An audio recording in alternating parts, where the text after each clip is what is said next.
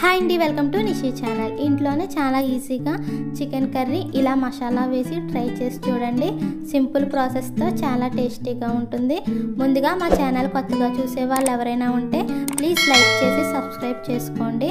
ముందుగా అరకిలో చికెన్ తీసుకుని ఉప్పు వేసుకుని బాగా క్లీన్ చేసుకోవాలి.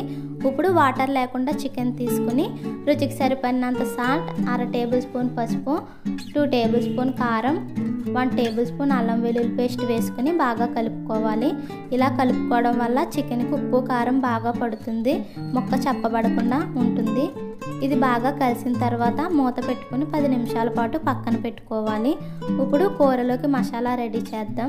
గ్యాస్పై ప్యాన్ పెట్టి 1 టేబుల్ స్పూన్ ధనియాలు, 2 యాలకులు, 5 లవంగాలు, 2 దాల్చిన చెక్క ముక్కలు, చిన్న జాంపత్రి, ఓ మరాఠీ పువ్వు, 8 లేదా 9 మిరియాలు వేసుకుని మంటని లో ఫ్లేమ్లో పెట్టుకొని 2 నిమిషాల పాటు దోరగా ఫ్రై చేసుకోవాలి. ఇవి వేగిన తర్వాత మరొక ప్లేట్లోకి తీసుకుని పూర్తిగా చల్లారనివ్వాలి. ఇప్పుడు అదే ప్యాన్లో 2 టేబుల్ స్పూన్ ఆయిల్ వేసుకోవాలి. ఆయిల్ హీట్ ఎక్కిన తర్వాత సన్నగా కట్ చేసి పెట్టుకున్న ఉల్లిపాయ ముక్కలు వేసుకొని బాగా ఫ్రై చేసుకోవాలి. ఇవి వేగేటప్పుడే 8 లేదా 9 జీడిపప్పు బద్దలు వేసుకుని ఫ్రై చేసుకోవాలి. అవి వేగిన తర్వాత ఒక టమాటా ముక్కలుగా కట్ చేసుకుని బాగా వేపుకోవాలి. ఇది వేగిన తర్వాత గ్యాస్ ఆఫ్ చేసుకుని పూర్తిగా చల్లారనివ్వాలి. ఇప్పుడు మిక్సీ జార్ తీసుకుని మనం ముందుగా వేపుకున్న మసాలా దినుసులు వేసుకుని మెత్తగా పొడిలా గ్రైండ్ చేసుకోవాలి. ఇప్పుడు ఈ పొడిని మరొక బౌల్లోకి సెపరేట్ చేసుకోవాలి. ఇప్పుడు అదే మిక్సీ జార్లో మనం ముందుగా వేపుకున్న ఉల్లిపాయ, టమాటా వేసుకుని మెత్తగా గ్రైండ్ చేసుకోవాలి.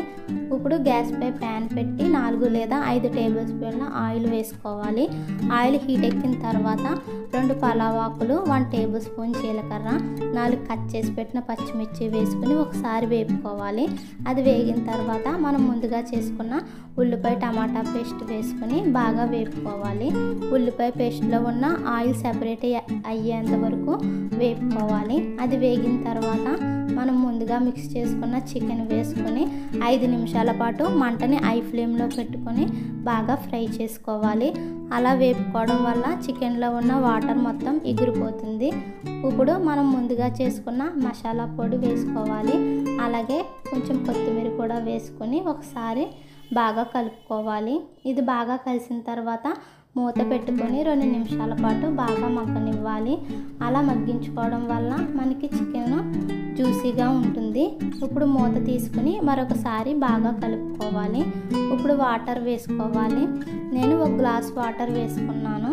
వాటర్ వేసుకుని ఆ వాటర్ మరిగేటప్పుడు మూత పెట్టుకోవాలి. కర్రీలో ఉన్న వాటర్ మొత్తం ఎగిరేంత వరకు ఉడికించుకోవాలి. ఇప్పుడు కర్రీ ఉడికిందో లేదో చూద్దాం. మూత తీసుకుని ఒకసారి కర్రీ మొత్తం బాగా మిక్స్ చేసుకోవాలి. చూసారు కదా, మనకి కర్రీ అనేది రెడీ అయిపోయింది. మనకి ముక్క ఉడికిందో లేదో చూద్దాం.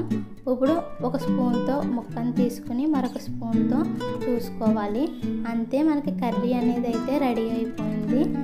మీకు కూడా నచ్చినట్లయితే మా ఛానల్ని లైక్ చేయండి, షేర్ చేయండి, సబ్స్క్రైబ్ చేసుకోండి. మీరు కూడా ట్రై చేసి ఎలా ఉందో నాకు కామెంట్ చేయండి. Thank you.